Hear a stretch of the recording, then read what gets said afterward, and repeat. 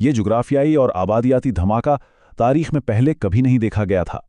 تاریخی دستاویزات بتاتی ہیں کہ کس طرح چھوٹی سامراجی فوجیں بڑی بڑی مقامی آبادیوں پر کیسے حاوی ہوئیں۔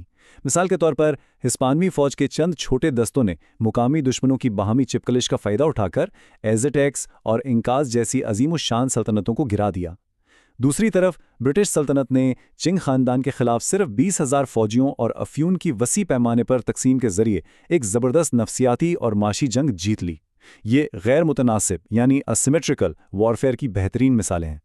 ایک ناقابل شکست بحریہ اور دنیا بھر میں پھیلی نوآبادیاتی تجارت کا کمال دیکھیے کہ برطانوی سلطنت نے پوری دنیا کے تقریباً 25% حصے یعنی 1/4 زمین پر اپنا تسلط قائم کر لیا۔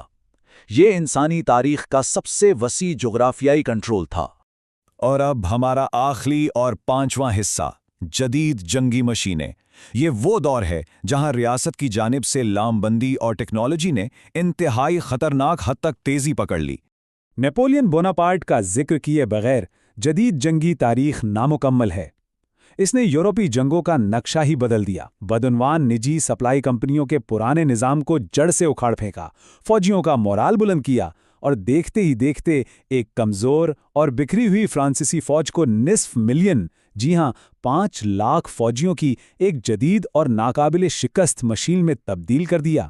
آنے والی دہائیوں میں یورپ میں اسلحے کی ایک اندھی اور خطرناک دوڑ شروع ہو گئی۔